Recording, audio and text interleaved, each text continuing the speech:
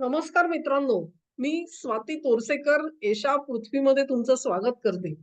22 जानेवारी रोजी मोदींनी अयोध्येमध्ये श्रीराम लल्लाच्या मूर्तीची प्रतिष्ठापना केली आणि त्यानंतर अवघ्या 2 ते 3 आठवड्यामध्ये ते संयुक्त अरब अमिरातीत जाणार होते आणि अबुधाबीमध्ये बॅब्स तर्फे जे एक नवीन मंदिर बांधलं गेलं होतं, तिथेही अशाच कार्यक्रमासाठी त्यांचं आमंत्रण त्यांना मिळालेलं होतं आणि त्याच्यात ते सहभागी होणार होते.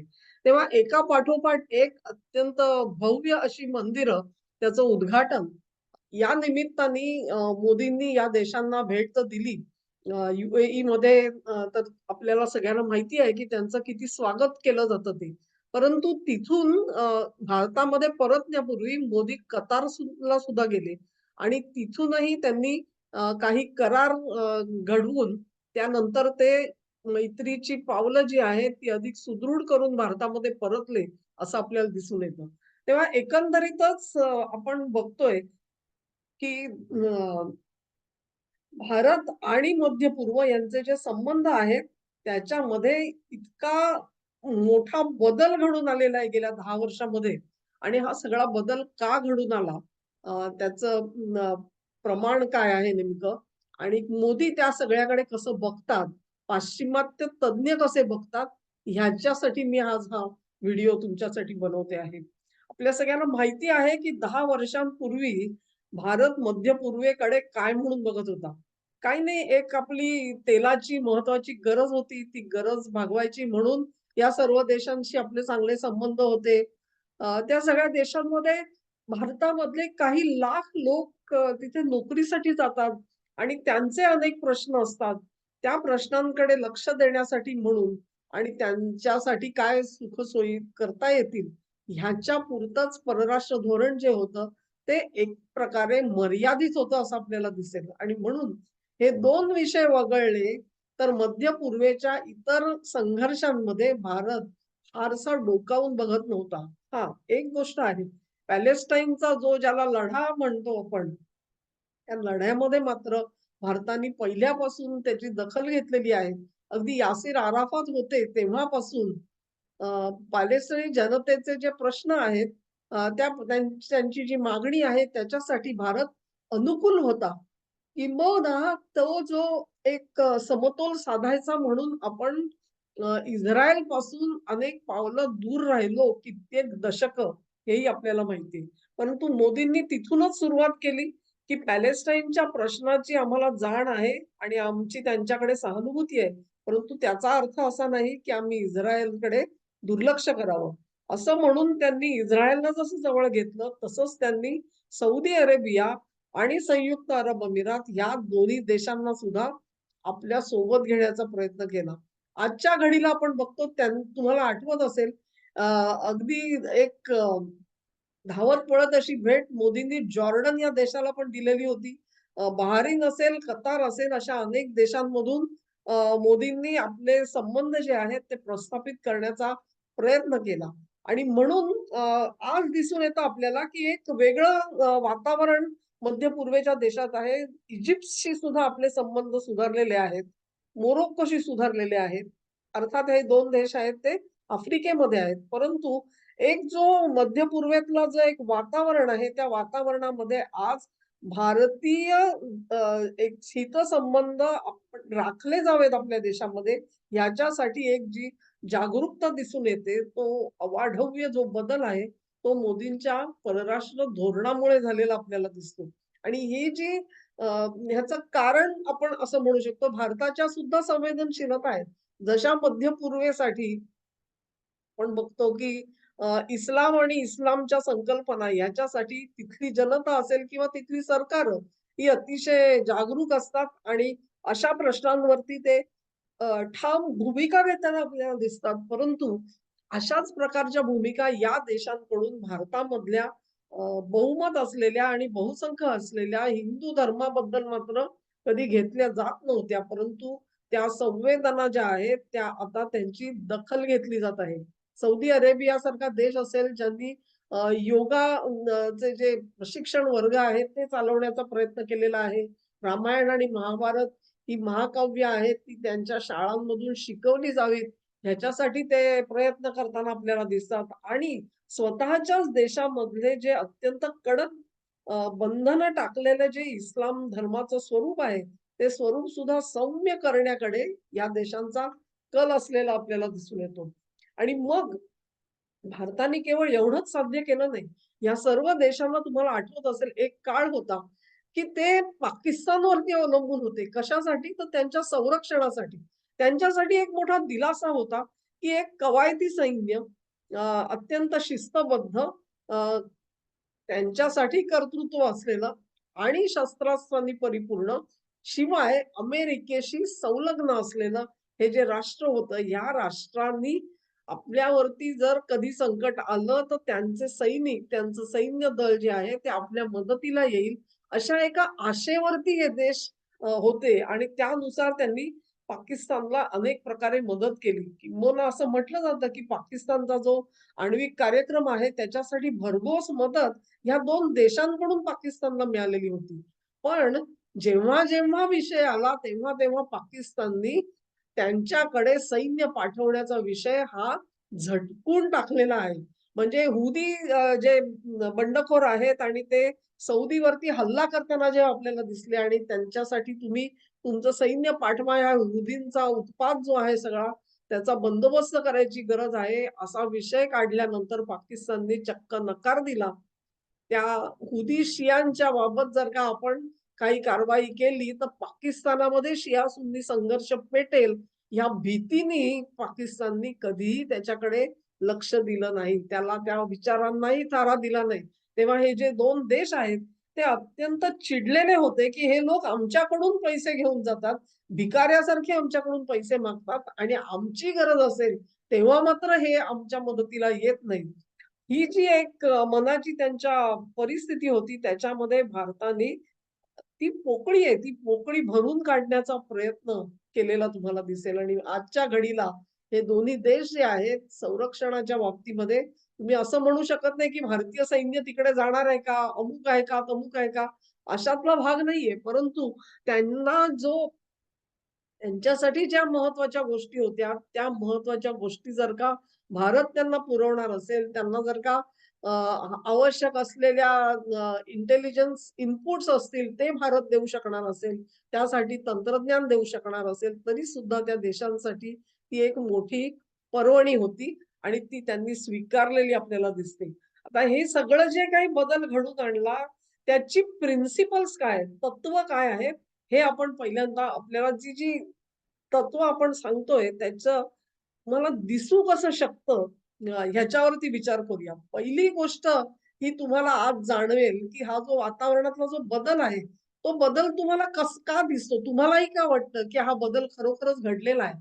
तर आपल्याला एक दिसून येतं, की अशा प्रकारे भारताला जेव्हा हे देश जवळ घेतायत, तेव्हाच ते नेमके पाश्चिमात्यांना दूर ढकलताना दिसतायत. किंबहुना त्यांना तेवढं जे मनोबळ जे आलेलं आहे, की नसले पाश्चिमात्य देश तरी चालतील, पण भारत आमच्या सोबत असेल, तर आम्ही आमच्या संकटावर मात करू शकतो. हा जो आत्मविश्वास त्यांच्या मनामध्ये निर्माण झालेला आहे, तो ह्या वातावरणाचं एक मोठं लक्षण आहे असं तुम्हाला दिसेल. आणि मग एक लक्षात घ्या, की विश्वासार्हता हा खूप मोठा विषय असतो मित्रांनो. आणि मी ह्या विषयावरती कदाचित आधी पण बोललेली असेल, की पाश्चिमात्यांनी ज्या प्रकारे मध्य पूर्वेला वागवलंय, त्यांना जसे ते दोघे म्हणतात, की आम्ही तुकडे फेकले, की पाकिस्तान नाचत होता, पण आमच्या शेवटी मदतीला आला नाही. तीच अवस्था पाश्चिमात्यांची आहे. पाश्चिमात्यांनी सुद्धा तुकडे फेकले त्यांच्या तोंडावरती. पण त्यांची गरज जेव्हा होती, तेव्हा पाश्चिमात्य कधीही त्यांच्या मदतीला गेलेले दिसत नाहीत. आणि म्हणून पाश्चिमात्यांनी आपल्याला केवळ वापरलं, परंतु आमच्या हिताची जेव्हा गोष्ट आली, तेव्हा मात्र तशी मदत आम्हाला मिळाली नाही. ही जी एक दुखरी जाणीव त्यांच्या मनामध्ये आहे, त्या जाणीवेनी सुद्धा एक पोकळी तयार केलेली होती आणि ती पोकळी भारताने भरून काढलेली तुम्हाला दिसते. विश्वासार्हता हा जो शब्द आहे, हा खूप मोठा आहे. जेव्हा पाश्चिमात्यांनी ही विश्वासार्हता हरपून बसली, ते गमावली, तेव्हा भारताने ती निर्माण केली. ह्याचा अर्थ त्या भारताने काय-काय केलं असेल त्या देशांमध्ये, ह्याचा तुम्ही थोडासा विचार करू शकता. आणि म्हणून पाश्चिमात्यांना दूर केलं ह्याचा अर्थ दूर म्हणजे त्यांच्याशी संबंध बिघडले असं मी म्हणणार नाही. परंतु पाश्चिमात्यांचं जे एक वजन होतं, जे एक वर्चस्व होतं, ज्या गोष्टींसाठी होतं, त्या गोष्टी आता मध्य पूर्व त्यासाठी भारतावर अवलंबून राहायला लागला. म्हणजेच त्यांचं पाश्चिमात्यांवर असलेलं परावलंबित्व जे आहे, ते कमी झालेलं आहे. जेव्हा असं परावलंबित्व कमी होतं मित्रांनो, तेव्हा काय होतं लक्षात ठेवा, की तुम्ही आपल्याला माहिती आहे, की आपण एखाद्या व्यक्तीवरती अवलंबून असतो. तुम्ही सगळेजण आपण एक 25, 30, 40 वर्षापूर्वीचा काळ बघा तुम्ही. आरेचं दूध नसेल तर आपण सगळे, बापरे! केवढा मोठा आपल्या आयुष्यामध्ये मोठा एक हादरा होता तो, की आज आरेचं दूध आलं नाही तर करायचं काय? कारण दुसरा पर्याय उपलब्ध नव्हता. तसा पाश्चिमात्यांची मदत नसेल तर आपण करायचं काय? असा मोठा प्रश्न या मध्य पूर्वेच्या देशांच्या समोर असायचा. परंतु आज त्यांना तसं वाटत नाही आणि म्हणून असं ज्यावेळेला घडतं त्यावेळेला पाश्चिमात्य लोक जे आहेत, त्यांच्याकडे एक हुकमी अशी ताकद होती, की त्यांनी सांगितलं आणि मध्य पूर्वेने ऐकलं. त्यांनी आदेश द्यावेत आणि मध्य पूर्वेने ते गुमान पाळावेत. ही जी परिस्थिती आहे, ती परिस्थिती आज बदलली कारण ते परावलंबित्व संपलं. जेव्हा परावलंबित्व संपलं, तेव्हा पाश्चिमात्यांना मध्य पूर्वेच्या देशांनी आपापसामध्ये कसे संबंध बाळगले पाहिजेत, केवळ मध्य पूर्वेसाठी नाही, तर त्यांनी भारतासोबत, चीनसोबत, इस्रायलसोबत, रशियासोबत कसे संबंध त्यांचे असायला पाहिजेत, ह्याच्यावर सुद्धा अमेरिकेची हुकूमत चालेनाशी झालेली आहे. केवळ अमेरिका नाही, तर मी सगळ्या पाश्चात्यांना त्यामध्ये घेते. ह्याचाच अर्थ असा, की आपल्या देशासाठी म्हणून परराष्ट्र धोरण काय असावं? मध्य पूर्वेतल्या देशांचं आपापसातलं आणि भारत, चीन, रशिया असेल किंवा अन्य देश असतील यांच्यासोबत आपले जे परराष्ट्र संबंध आहेत ते आपल्या हिताचे आहेत का? ह्याचा विचार करून त्यांना आता निर्णय घेता येतात आणि हे निर्णय घेण्यासाठी ते सक्षम झाले. कारण पाश्चिमात्यांचे आदेश आपण पाळले नाहीत तरी चालेल, ही भावना त्यांच्या मनामध्ये आली. ती भावना आली कारण त्यांचं परावलंबित्व संपलं. अशी सगळी ही जी घटनांची साखळी आहे, ही साखळी महत्वाची आहे. आणि हे का घडलं सगळं लक्षात घ्या तुम्ही, की ज्या वेळेला पाश्चिमात्य देश जे आपण म्हणतो, की त्यांच्याबद्दलची एक संकल्पना आहे मित्रांनो, की पाश्चिमात्य देश म्हणजे काय? तर ते पुढारलेले आहेत, ते सुधारलेले आहेत. त्यांच्याकडे जे सामाजिक वातावरण होतं, ते वातावरण हे एक आदर्शवादी वातावरण, त्यांची राज्यघटना असेल, लोकशाहीवादी एक विचारधारा त्यांची होती. ह्या सगळ्याचं आकर्षण संपूर्ण जगामध्ये एक काळ होतं. परंतु आज असं लक्षात येतं, की ती लोकशाही जी आहे, ती त्यांनी स्वतःच्या हाताने तकलादू बनवून ठेवली आहे. त्यांची जी भक्कम अर्थव्यवस्था आहे, त्याच्यामध्ये त्यांनी स्वतःच्या हाताने भगदाडं पाडून ठेवलेली आहेत आणि म्हणून त्यांचं जे सगळं सुधारलेपण आहे, त्यांचं जे सगळं पुढारलेपण आहे, त्याच्यावरच एक प्रश्न चिन्ह निर्माण झालेलं आहे.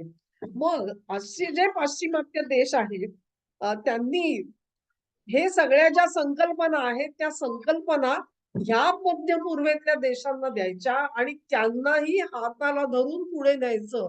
हे कधी झालंच नाही. पाश्चिमात्यांनी काय केलं, तर त्यांनी पूर्णपणे रॅडिकलायझेशनकडे मध्य पूर्वेला ते घेऊन गेले आणि याचा अर्थ काय होतो, की त्यांनी अधिकाधिक भूतकाळामध्ये ढकलण्याचा प्रयत्न केला. असे भूतकाळामध्ये जेव्हा ढकलले गेले ते लोक, तेव्हा त्यांना प्रगती करणं अशक्य झालं. त्यांना साचे बंद म्हणजे जे आपण म्हणतो ना घोड्याला जसे लावले जातात आणि त्याच्या पुढे त्याला काही दिसणार नाही याची काळजी घेतली जाते. तसे इस्लामी मूलतत्ववादाची झापडं त्यांच्या डोळ्यावरती अशा पद्धतीने लावली गेलेली होती, की त्यांना त्या पलीकडे विचार करता येत नव्हता. हे सगळं त्यांना बोचत होतं आणि या सगळ्यातून सुटका जर कोणी केली असेल, तर ती भारताने मदतीचा हात पुढे देऊन केलेली आहे आणि म्हणून ती झापडं काढणारा, आपल्याला मदतीचे हात देणारा आणि त्या सगळ्याची जबर किंमत मोजायला लावणार नाही असा भारत आहे. भारताने त्याच्या बदल्यामध्ये त्यांच्याकडून किंमत मागितलेली नाहीये. भारताने असं नाही सांगितलं, की हा हे घे, हे मी तुला 10 F-16 देतो, पण तू अमुक, अमुक, अमुक कर आणि तिथे अफगाणिस्तानमध्ये जा आणि माझ्यासाठी मर. तुझं सैन्य तिकडे पाठव, तुझे बॉम्ब तिकडे पाठव, तुझा पैसा तिकडे पाठव. असं भारताने कुठेही सांगितलं नाही. असं नाही सांगितलेलं भारताने. भारत जे करतो आहे ते अत्यंत आदर्शवत वातावरण आजच्या घडीला निर्माण झालेलं आहे तुम्हाला दिसेल आणि म्हणून हा जो बदल आहे तो बदल कतारला सुद्धा मान्य करावा लागला. कतारला सुद्धा मी माझा अंदाज सांगितलेला आहे आणि तो अंदाज त्या संयुक्त निवेदनामुळे माझ्या मनामध्ये आला हेही मी तुम्हाला सांगते, की आज जर का इस्रायल गाझा यांच्या संघर्षामध्ये कोणी मध्यस्थाची भूमिका घ्यावी, इस्रायलला समजून सांगावं, अशी एकही पक्ष उरलेला नाही. ना अमेरिका उरली ना युरोप उरलाय. चीन नाही की रशिया नाही, कतारला कोणाला मध्यस्थ करावासा वाटला, तर तो मोदींना करावासा वाटला. ह्याचं कारण म्हणजे हा या धोरणाचा परिपाक आहे मित्रांनो. आजच मी वाचलं कुठेतरी, की युक्रेनच्या एक मंत्री महोदया आहेत. त्यांनी असं म्हटलेलं आहे, की आमचा हा जो संघर्ष चाललेला आहे, त्याच्यामध्ये जर का बदल घडवून आणायचा असेल, तर तो केवळ भारत घडवून आणू शकतो. हा विश्वास निर्माण झाला, हीच मोठी गोष्ट आहे मित्रांनो. धन्यवाद. हा व्हिडिओ तुम्हाला आवडला असेल अशी आशा करते. तुम्हाला आवडला असेल, तर ही लिंक जरूर अ, आपल्या मित्रपरिचितांना पाठवा. ह्या व्हिडिओला लाईक करा आणि माझ्या चॅनेलला सबस्क्राईब करा. तुमचा सहभाग आणि तुमचं प्रोत्साहन माझ्यासोबत जरूर असू द्या. धन्यवाद.